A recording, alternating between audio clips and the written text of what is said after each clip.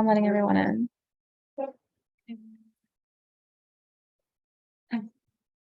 Michelle, turn on my light.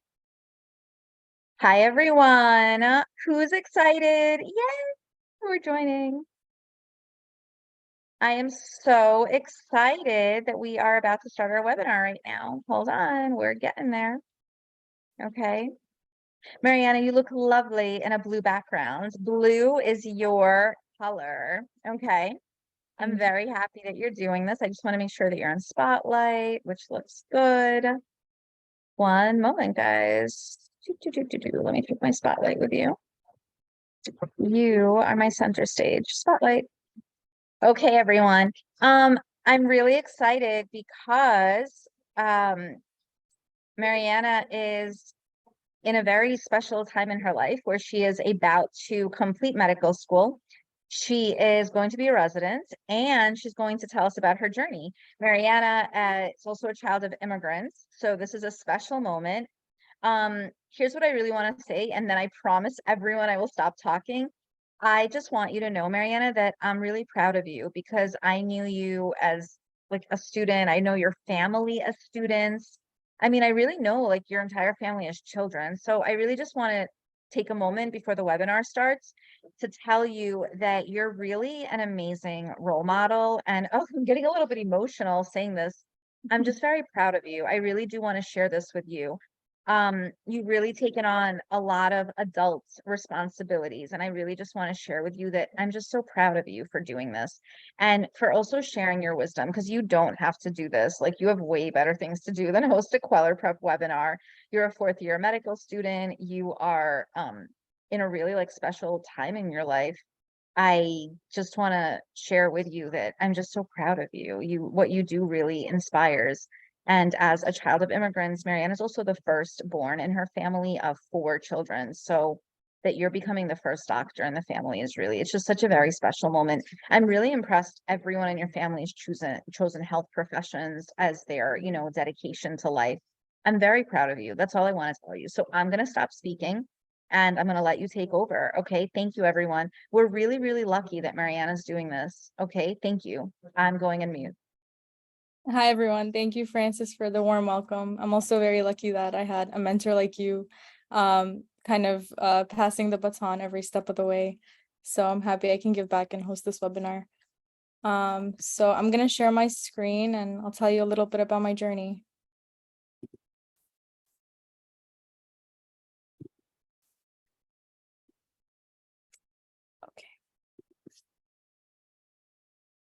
Okay. Hello, everybody. My name is Marianna. I'm a fourth year medical student, and I'd like to welcome you guys all here and talk a little bit about how I got to where I am. Hopefully give you guys some tips on if you're interested in medicine, about how you guys can pursue it, become competitive applicants, and answer any questions that you guys may have. So here's a little bit of an outline of what I'm going to be talking about. I'll tell you a little bit about myself and then how I kind of went about to pursue medicine, the types of courses I did, the extracurriculars I pursued, just a general overview of what I was doing when I was your age in high school, in college, to kind of get to where I am and successfully be able to do that. I'll tell you about the traditional path and an alternative path, which involved dual degree programs, which is what I did. I'll talk a little bit about how to stand out when you're applying. I'll tell you a little bit about medical school, and we'll wrap up with some words of wisdom and a Q&A session. So a little bit about me. I'm currently a fourth year medical student at SUNY Downstate, and I'm pursuing a career as a cardiologist, which is a heart doctor. And I attended a dual degree program called the BSMD program at Brooklyn College. And when I was at Brooklyn College, I majored in chemistry and psychology. When I was in high school, I went to Forest Hills High School, and I was part of the Carl Sagan research program, and I graduated as salutatorian. As Francis said, I'm a first generation American and child of immigrants, and I'm also a mom of 2. So I know this slide is a little bit heavy, but when I was in high school, I really made it my mission to take academic courses that were challenging and would kind of help me stand out for when I was applying to colleges. So I took every AP class that I could take. I took AP World History, AP US History, AP Biology, Chemistry, and Physics. And it was at a point where I actually had to write a letter to be able to take all of these classes because I was overloading the amount that's normally allowed. So Um, I want to take a pause. Can you elaborate on the override? Because that's something important that I just want you to talk about for a moment. yeah, so when I was in high school, so the limit usually was 1 or 2 AP classes, especially if you're taking science AP classes, because they are challenging classes and the school is concerned that it can overwhelm some students.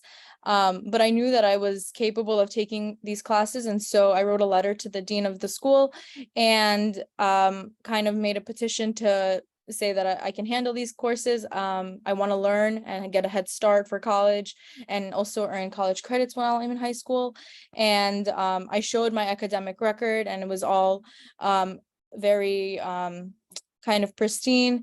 And so the school kind of let me override their limit and let me take more classes than was traditionally allowed.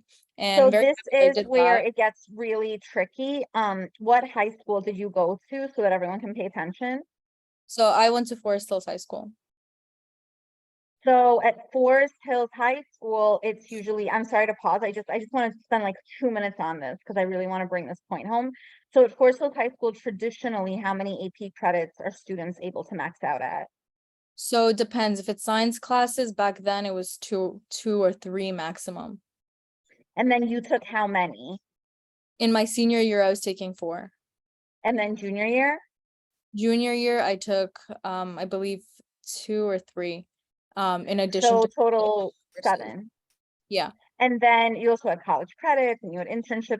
So everyone, I just want you to pay attention. This is something you can do at Forest Hills High School, Francis Lewis High School. This is very hard to do when you go to specialized high school. So you basically override school policies and you can do this direct letter or direct appeal. Oh, any principals listening to this are going to kill me for giving this advice to students. So let's not share this with the higher up administration, but you actually can override minimum APs. So please just keep this in mind. This is doable. I do know quite a lot of kids at Forest Hills, Francis Lewis, and so schools on this level where they have screened SCREENED programs, and you're able to do the AP override and take extra APs, which pre-positions you for excellence in terms of where you are in academic standing. Okay, so please keep this in mind. Okay, I'm gonna stop interrupting. Go ahead.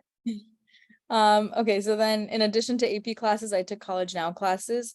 So what that allows you to do is you can take college courses for free at Queens College or LaGuardia College, and you'll get credits and you don't have to pay for them.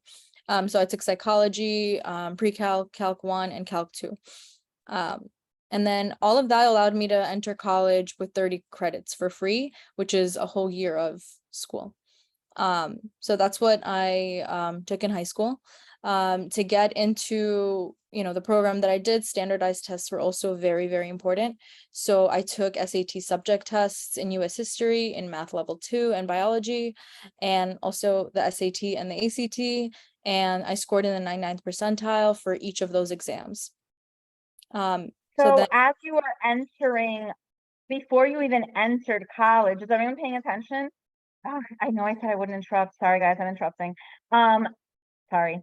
Anyway, so as you are entering college, your very first year, you already have 30 credits, 30 entering, correct? And these are transferable credits because you're entering the CUNY system. So I just want to make sure everyone's paying attention. Marianna's not entering college, quote unquote. She's already in high school physically, 16, 17, 18 years old, but she's accumulating college credits while she's in 11th and 12th grade. Most notably, she's taking an override on AP exam classes more than the school allows. So now she's positioning herself as one of the top, can I say 1%, 5% in her high school class?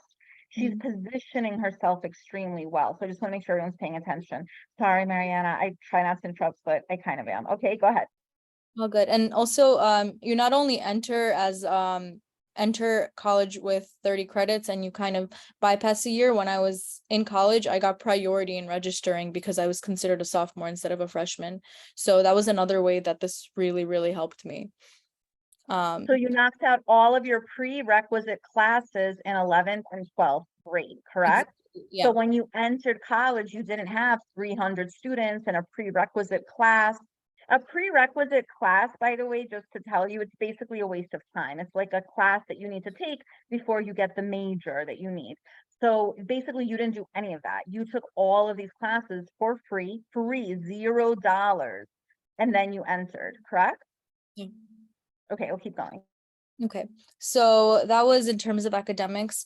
In terms of extracurriculars, I wanted to have leadership roles, and so I started a medical club at my school, which was really important to me. It was something that I was passionate about, and so I connected a lot of students, and we had discussions about medical ethics, issues in medicine, and it was very important to me to do that, and I did that for 4 years. I was also on the volleyball and track teams for my time at Forest Hills as well. So then fast forwarding to when I was in Brooklyn College, I was a peer mentor for 4 years, and then an active member of the American Medical Student Association.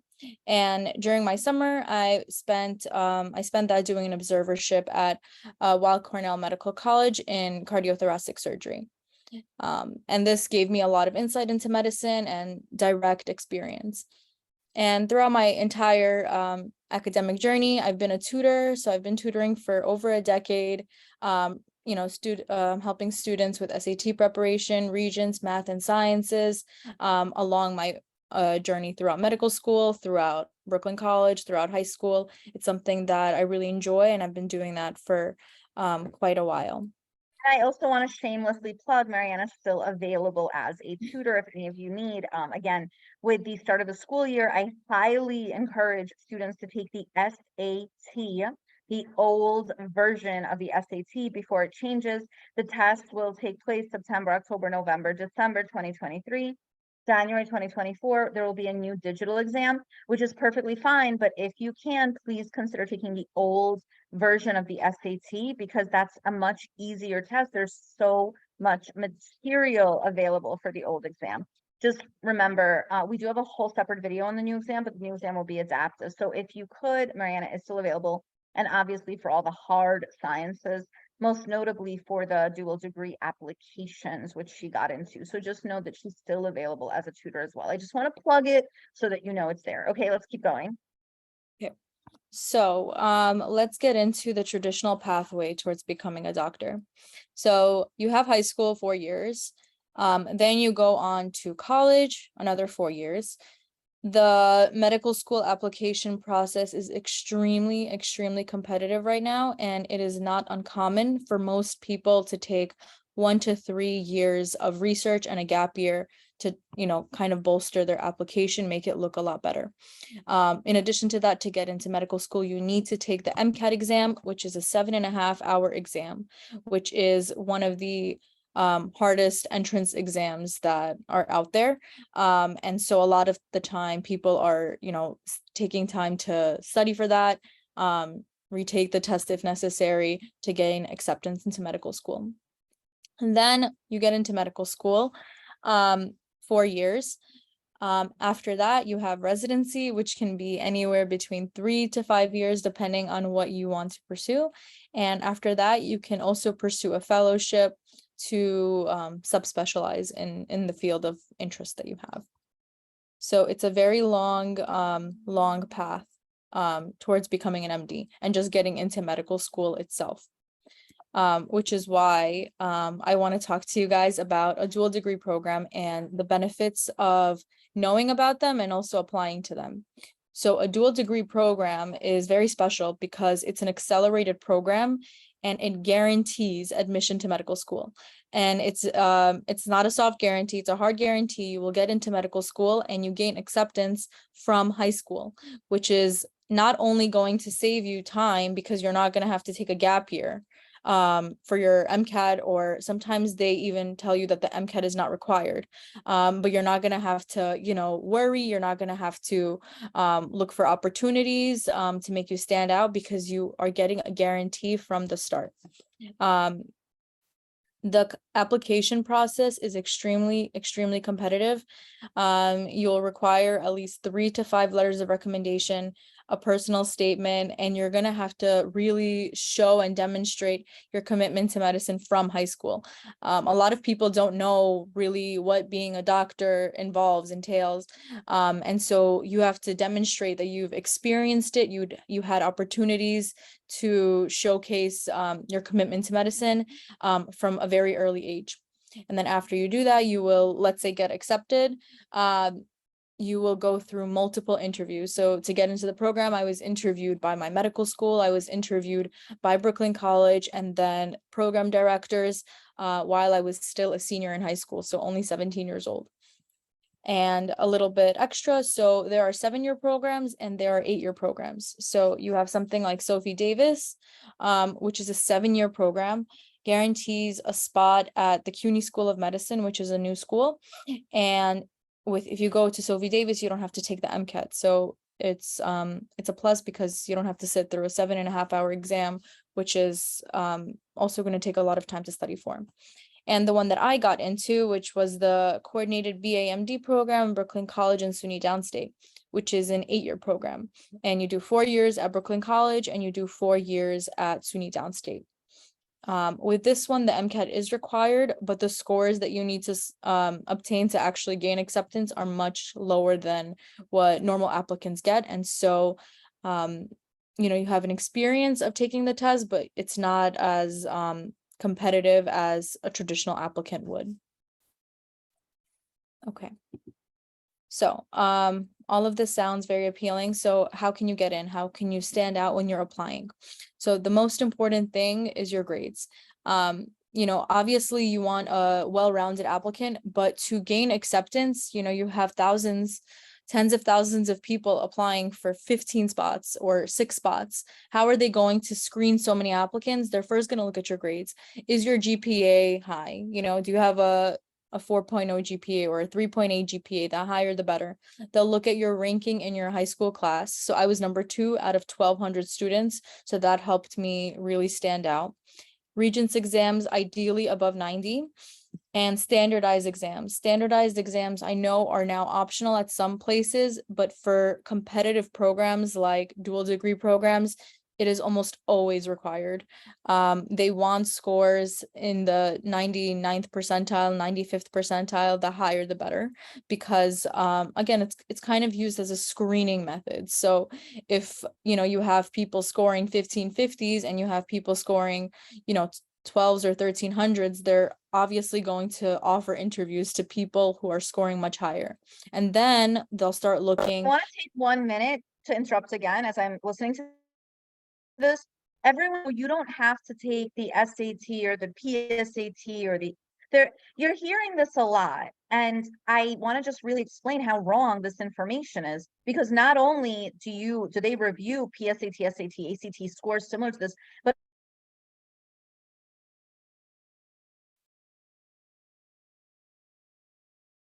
your type of test to place into math and English courses in college. So if you could just elaborate on. Hello? Yes, if you're able to, I'm sorry, my connection, but what I was saying was everyone is like, you hear this a lot. Oh, you don't have to take the.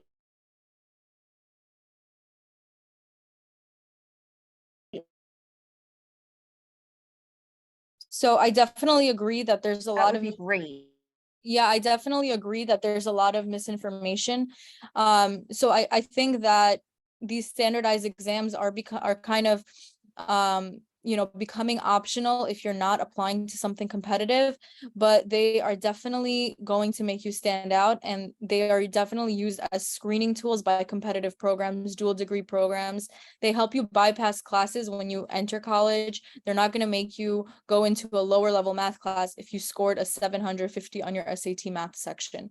And so they're definitely useful, and I highly recommend for all of my students to take the test and score high on the test. If they don't get it the first time, to definitely retake the test and boost that grade up, because it's going to make you stand out in the college application process. It's going to place you in the correct classes, so you're not even wasting time while you're in college taking unnecessary courses, placement courses. You're not doing any of that because they have concrete evidence that you're competent in your math skills, you're competent in your English language skills. And so this is something that, there's a lot of misinformation about.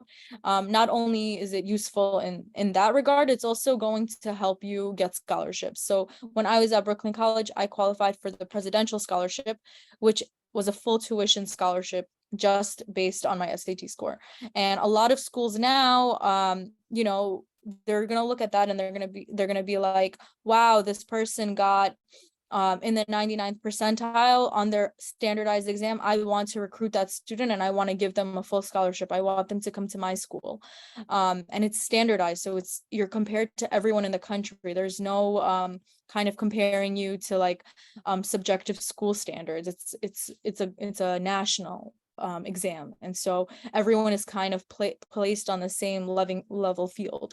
So I highly recommend taking the SAT and scoring well on it. Investment now into even standardized test prep, a few $1,000s is saving you tens of $1,000s when you go to college, because college is very expensive, and a lot of students that I've worked with got full tuition scholarships just based on the SAT alone. And so I highly recommend investing time into studying for this test. Okay, so then in addition to your grades, let's say you pass their screening process, they're going to invite you for an interview. And in your interview, you will talk a lot about your extracurricular activities, any volunteer work that you did, any community service that you did, any hospitals or clinics or soup kitchens that you volunteered at, to kind of give you that commitment and desire, and that made you sure of your decision to come into medicine. Leadership roles are really important because as a doctor, you're the leader of the team. And so they want to see that you have that ability. Any special interest clubs or activities at school. So this shows that you're a well-rounded applicant, that you can handle more than just academics, that, you have hobbies, that, that you do things outside of school to pass your time, to enjoy. Which also helps when school gets overwhelming, to help with anxiety, helps with kind of centering your world. And so they like to see that too. The last thing is your personal statement. I shouldn't say last because it's one of the most important things as well. This is a well-written essay demonstrating your commitment to medicine, or the field that you're applying to. What experiences have led you to decide this is a career from an early age? And I'm emphasizing early age because you're entering from high school, which is an early time to make such a long commitment of, I showed you here, it's, at least 12 years. So how do you know from high school that you want to do this? Okay, so that's your personal statement. So when you get to medical school, what is the curriculum like? So it's 4 years. The first 2 years are called Foundations of Medicine. And here is where you're going to have lectures. You're going to learn about a host of diseases, different types of, ways of treating them, management. You're going to learn clinical skills, how to examine patients. And you'll also have anatomy lab where you'll dissect cadavers and learn anatomy in detail. And then you have years 3 and 4, which are rotations. And this is when you spend your entire day in the hospital or in a certain clinic. You'll rotate and you'll gain exposure in different fields of medicine. This is when most people decide what kind of doctor they'll become. And, there are very different fields, and this is where you'll gain exposure to all of that stuff. So some of the rotations you'll rotate through are surgery, internal medicine, psychiatry, pediatrics, neurology, and OBGYN, which is women's health. Okay. So, it's a lot of information. I want to give you a little bit of words of wisdom because I'm almost at the end of my med school journey and it's been quite a ride. So, number one is to excel in high school. I know that a lot of people will say it's too early to know, it's too early, you have a lot of time, but I'm very, very grateful that I did um well in high school because I got acceptance and I was one of the youngest people in my medical school class because I didn't have to take any time off. I got a guaranteed spot. Aim for a high GPA, try your very, very best, take challenging courses. People want to see when they're looking at your applications that you know how to challenge yourself. And not only just for, applying, this is going to kind of teach you how to be a good student. It's going to teach you how to properly study, and it's going to teach you how to handle challenging courses when you get to college, when you're going to get to medical school. This is not something that you kind of can just snap your fingers and just get good at. It takes years of practice developing what works for you. And different studiers, they study differently, but you experimenting through all of that while you're in high school is going to kind of set the gears in motion. And so you're going to have the skills to tackle anything. And medical school is a lot of studying. And so if you develop that by taking AP courses, AP science courses very early on, you're going to be in the best position when you are taking challenging courses later on.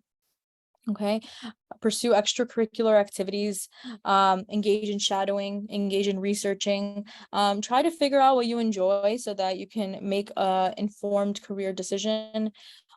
Enjoy your hobbies, because sometimes when we're too involved in school, we forget to take time for ourselves, which is really also important for dealing with times that are stressful and overwhelming, which will inevitably happen when you are pursuing such a long career.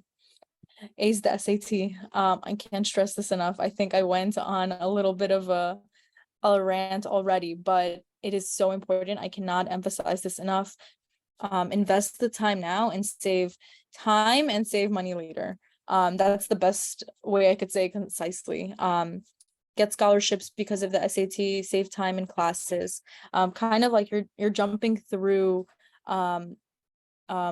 courses that are going to hold you back. Retake the test if you have to. It's really, there's no harm in retaking the test, and you can choose which scores you send, which is, there's really like no loss in retaking the test if you have to. Highlight your well-roundedness. So talk about how you enjoy, I don't know, spending time on a sports team or being involved in a student leadership club, things like that. Show that you are more than just books. Any extracurriculars that you do are also important. Seek mentorship. Mentors include people that have gone through the process that you're interested in. So if you're interested in medicine, you can talk to medical students, you can talk to residents, you can talk to doctors. Frances is honestly so great because anytime I had a question, she always knew how to connect me with someone in like every aspect of my life. And so she is a great mentor. Even though she's not in medicine, she knows someone, and so she's one of the best resources to have. Your guidance counselors are great. People like to give advice.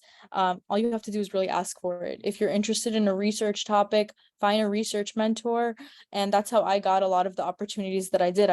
We live in New York City, so you can reach out to any mentor in any big institution. We have Columbia, we have NYU, and you can just email them, and a lot of the times they'll respond and they'll give you something to work on. And that's how I've actually published 3 papers already. I just reached out in a topic that I was interested in, and they were like happy to accept me onto their team. So seek mentorship that way. If you're interested in medicine, if you're interested in law, if you're interested in any higher academic field, stay resilient. It's a long path, but it's definitely worth the while. Demonstrate passion. So if you're interested in this field, or any field that you're pursuing, if you're genuinely interested in it, it's going to shine through your applications. The only way to really know is to actually have those experiences. And when you talk about those experiences, it's kind of just going to come out by your like nonverbal cues. It'll just come out and they'll know that you're being genuine. And the last one, definitely not least, is to believe in yourself. It's a long path. There are going to be obstacles. There are going to be times where, you know, you're not going to get the best test score, or you're going to feel overwhelmed by your coursework, or you're not necessarily, you know, getting what you're aiming for. And that's okay. You need to take a step back, kind of go, maybe like even do something else, do one of your hobbies, or take a step back, see what's working and evaluate how you can improve. A lot of people also have, you know, test taking anxiety, which is, you know, more common than most people think, and that affects their performance. So think about what is making you anxious, and kind of take a step back and reevaluate and move forward. So just, you want to keep moving forward. Take your previous steps and your how you've always been able to make it through, and always remind yourself of that, and that will help you kind of move forward.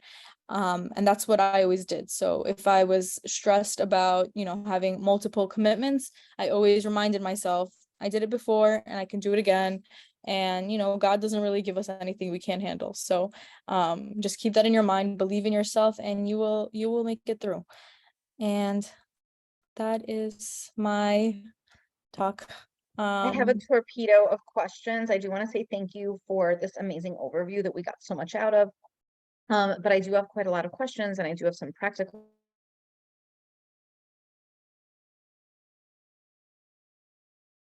chat. So I'm literally going to say type here, okay? Okay. So I just want to like put it out there that I'm just, as I said earlier at the start, I'm very proud of you because you went and dedicated path. Can you share with everyone, how old are you right now? I'm 25. So you're 25. So in your life right now, you're 25. High school, you to uh accelerated path, usually, I just want to calculate with everyone, it would have been 18 to 22, then it would have been 22, correct? So 26, am I right? And a lot of students, I hope you hear me, right? Do you hear me? Yes, Yeah, a Marianna, say lot of yes. students take between at least 1 to 3, 4 years, gap years. So it's not a straight path. The average student that started in medical school was 27, 28, and I was 22 when I started.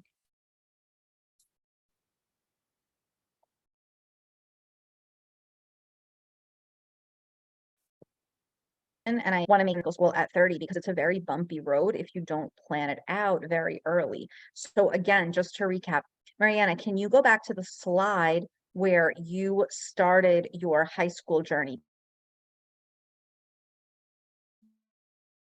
This one? in medical school? This one or this one? Yes, go over slides that you had.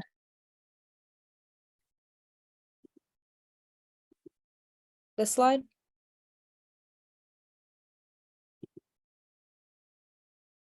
Are you able to zoom any of these by any chance? Yes, correct. I'm looking at it right now. So everyone, if you look at Marianna's high school path, I would like you to see she started high school as a typical student, ninth grade, but then she accelerates into the AP advanced placement courses. That's the slide that I want. You're accelerating into the advanced placement courses. Yes, that's exactly the slide that I want. If you're able to plus it and make it larger, that's what I want them to see. Can you read to us what were the names of the AP courses you took while you were in high school? Yeah, so I took AP World History, AP US History, AP Biology, AP Chemistry, and AP Physics C Mechanics. Then I took calculus, pre-calculus, and psychology as well. So, and you entered, I just want you to recap because this high school career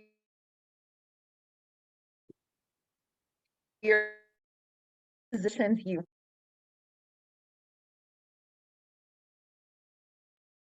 So again, everyone look at the high school classes that Marianna took. So she enters with 30 college credits by the time you're 17. Am I correct? Am I accurate on that? Yeah. And then she's entering. So then you're applying to dual degree programs, correct? As Mhm. you're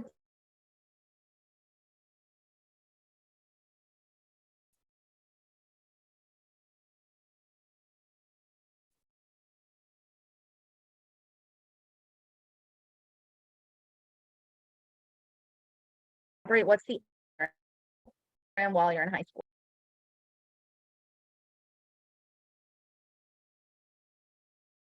So Marianna, you hear me? Yeah. Can you go over what are the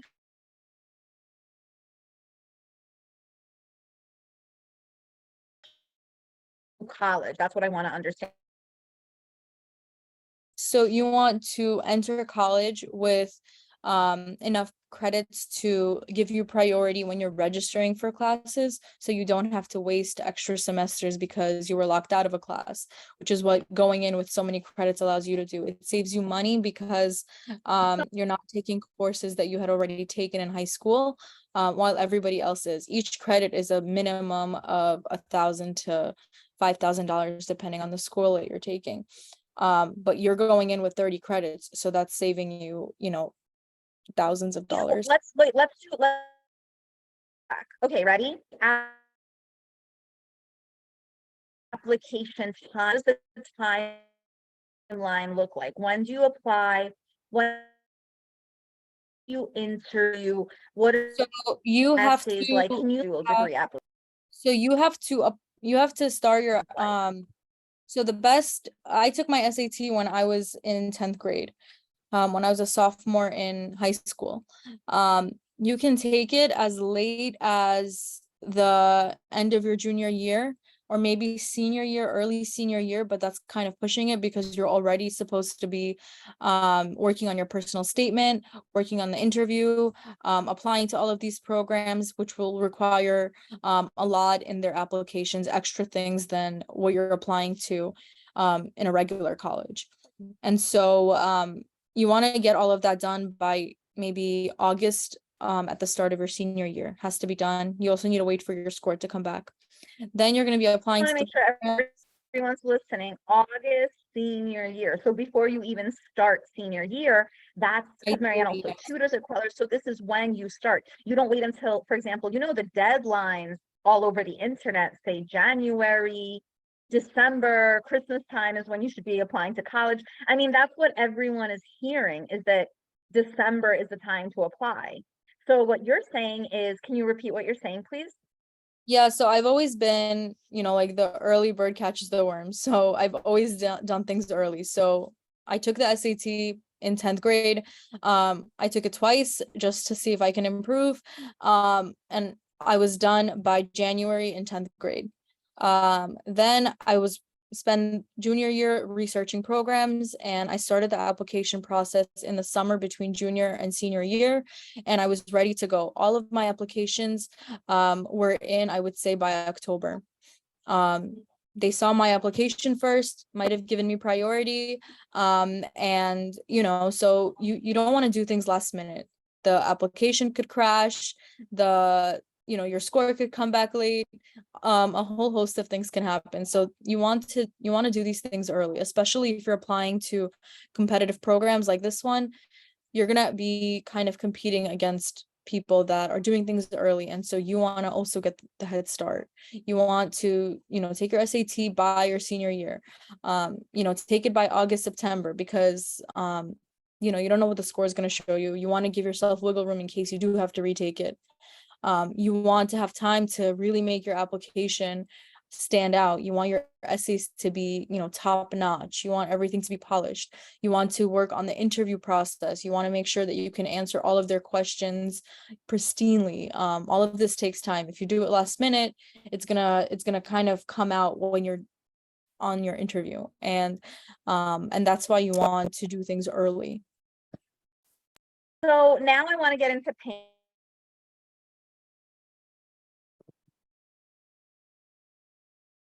over the accident. much money are you putting you save? So for college, I didn't pay any money. Okay, I so was everyone's paying attention. Marianna enters on a 100% full scholarship to college. So why do you think that happened? Why do you think you went full scholarship to So college? they told me the reason I qualified for the presidential scholarship was because of my SAT scores, my GPA, and I was overall a very good applicant, and they wanted me to be at the school, and so they gave me a full ride to the school. You enter college on a 100% full scholarship. Okay, everyone's paying attention. Plus, you have 30 credits. So, how many years did you go to college, which is usually 4 years? So I went to college for 4 years because the program requires you to stay for 4 years. But, if you didn't get into this program and you wanted to go, the traditional route, you would be able to do it in 3 years because 30 credits is 1 year of college already done, which is why I double majored because I had a lot of extra time.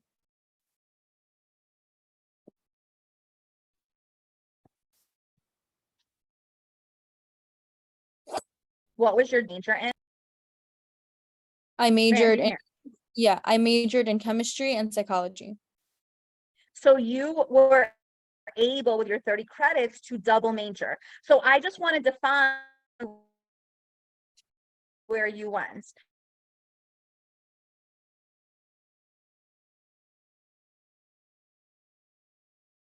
So I went to Brooklyn College. This Um, president,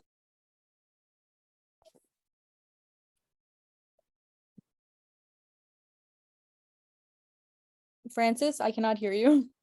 no, go ahead. That's what I want to hear. You So my program was the coordinated BAMD program. So this was 4 years at Brooklyn College and then a guaranteed spot at SUNY Downstate for medical school. was it the Macaulay Honors Program? What is this presidential scholarship? So Like, give me. so the presidential scholarship, I was in the Scholars Academy. So it's an honors college at Brooklyn College, and so they gave you a full scholarship if you met their criteria. Okay, so everyone pay attention. This was not Macaulay Honors, right?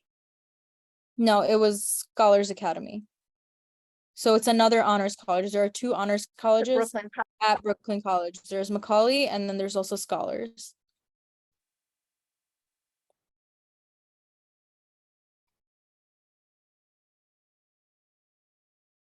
How and I got this full scholarship to college.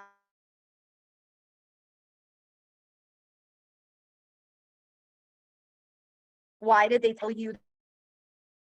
So overall, because I was a well-rounded applicant, that my SAT scores were in the 99th percentile.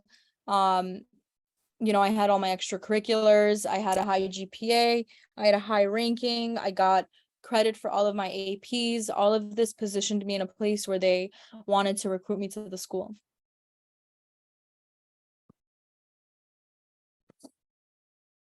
College. So how much money are you paying in college? And then how much money is medical school? We just want to know the money. How does the money work now? So for me, college was completely free. And then medical school was 22,000 per semester. So what's your total amount of money that you are paying? So for medical school, the total was $160,000. For college, it was completely free.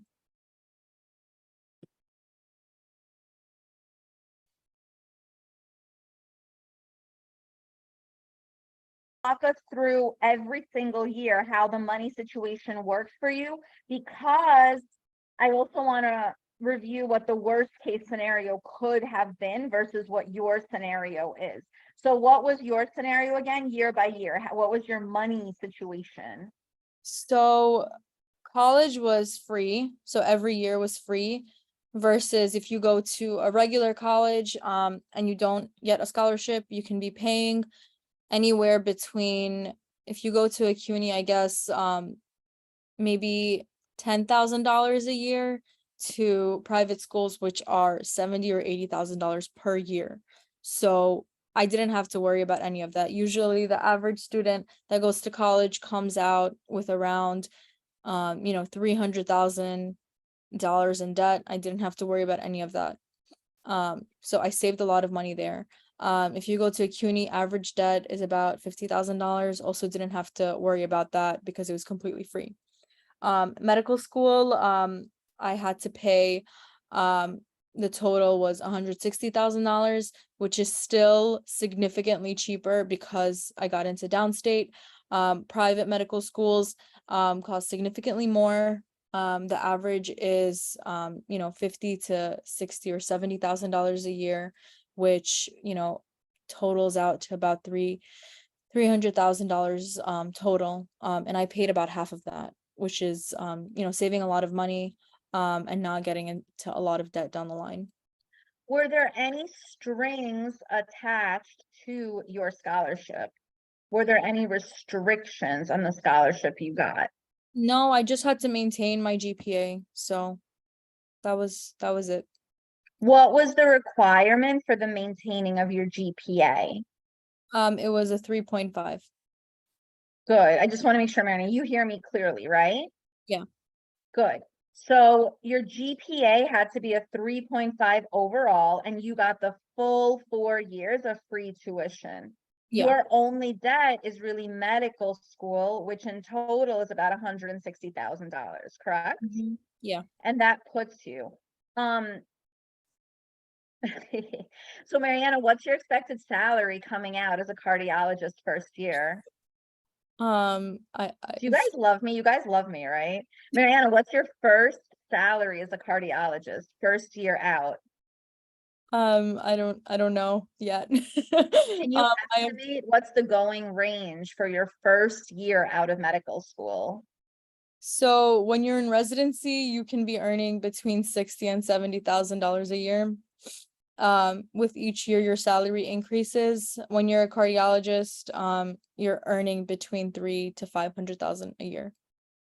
So you could get $500,000 as your very first job coming out of medical school. That's a very real possibility in New York, correct?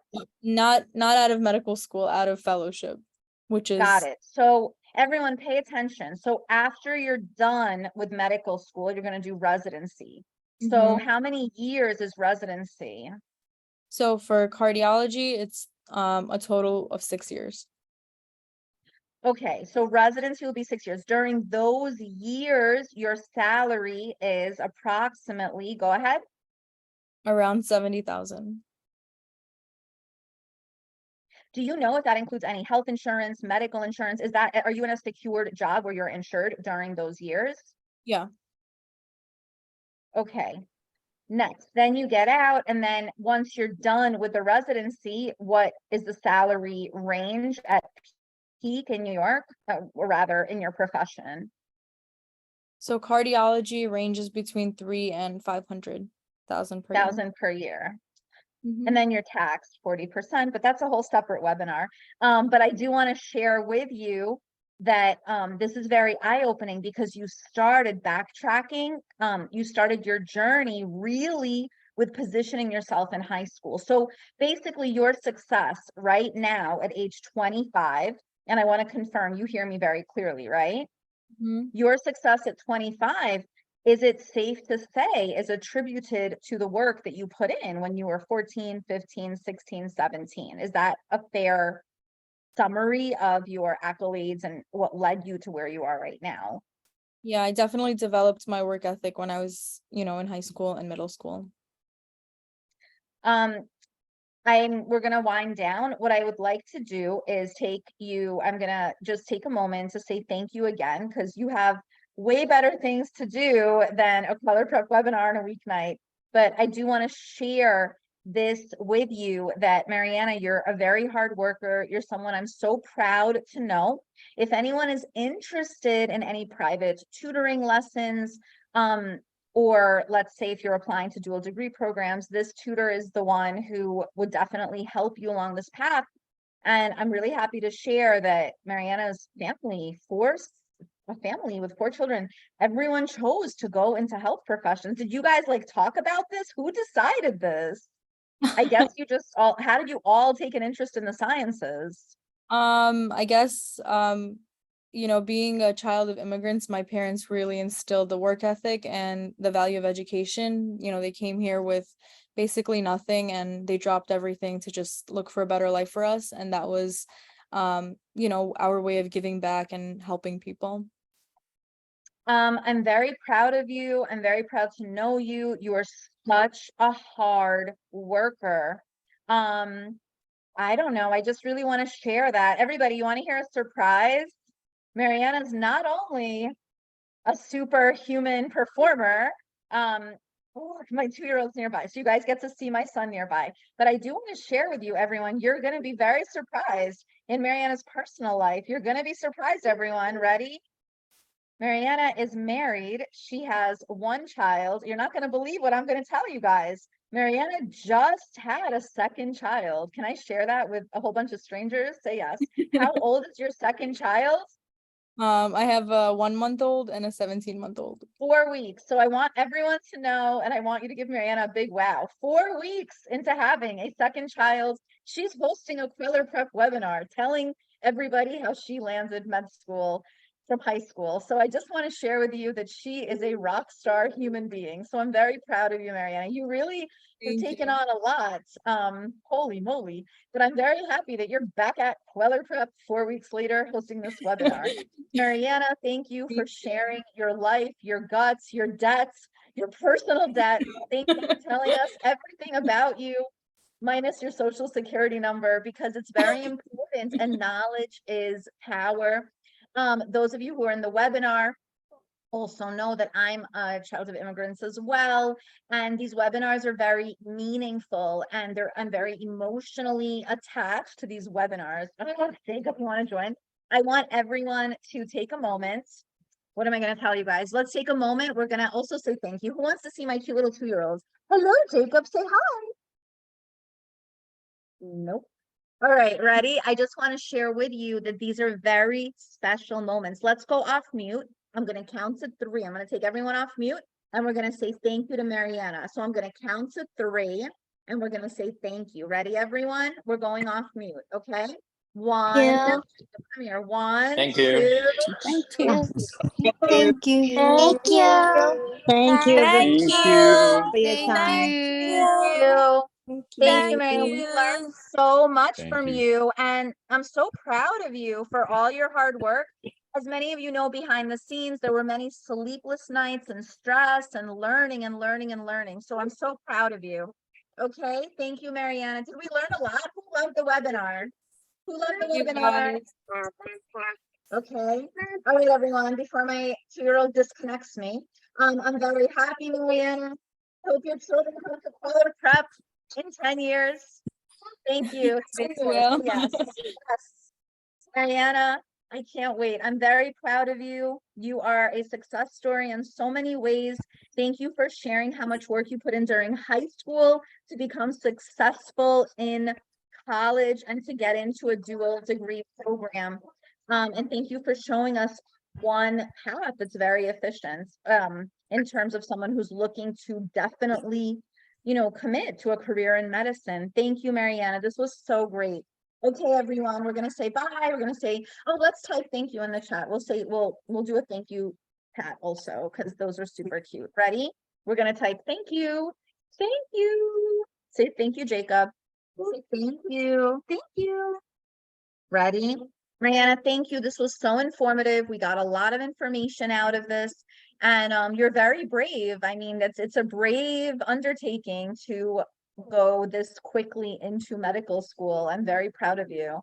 Okay, ready? Before we log off, who wants to see Goldie? Anybody? Marianna, do you care? You want to see the dog? Goldie, come, Goldie, come. All right, everyone, I'm very proud of you. If anyone has a last minute question, you're welcome to ask right now. Anyone? What is your best advice, Marianna, to high school students listening to this webinar? What is your best advice? My best advice is do the best you can. and try your hardest with anything you're pursuing. You know, anything you set your mind to, you can achieve. You just have to put How in about the show me your work. nails because today I'll decide if you're going to. Webinar, guys. Yes. Good. Go ahead. So No. Marianna, as you were saying. Marianna, go ahead. Your best advice is? Just work really hard and it will pay off. Everything is in your hands. So if you have the will to achieve something, you definitely can. Wonderful. Thank you so much. Say bye, everyone. Okay, bye. Say bye. So much for that. All right, guys. Here's to many more webinars. We have a whole bunch planned. Okay. Thank you, everyone. Thank you, Marianna. Thank you. Thank you so much. Okay. You can email follow-up questions to info@kwellerprep.com because we have to close the webinar. It's already 8 o'clock. And as promised, we're winding down, but I just want to remind you, you can email questions to info@kwellerprep.com. Marianna is available for some private tutoring if you are interested. So anyone who's interested in pursuing this pathway, please keep that in mind also. And we have a lot of really good webinars coming up, so I'm really excited about this. Okay, thank you, everyone. Thank you for listening, for participating. Knowledge is power, and here's to the next generation of success. Thank you, everyone. Bye. Bye, everybody. Say bye. Bye. Thank you. Gold, you want to say bye? Guys, the final moments. Dog. Look, it's the dog. The dog. Marianna, do you miss Goldie? No, she's like, I really don't. Here. Look, Goldie, Goldie, Goldie. Goldie, where are you? There. Oh, she looks good in a blue background. Goldie, blue is your color. Look at how good she looks with a Kweller background. Look at all those diplomas behind my dog. Goldie, you look good. Do you know that you look good? Okay. All right, everyone. Thank you. Thank you for paying attention. Thank you for listening. Here's 2 more webinars. I'm going to close up the meeting. Okay. Thank you, everyone. Thank you. Bye.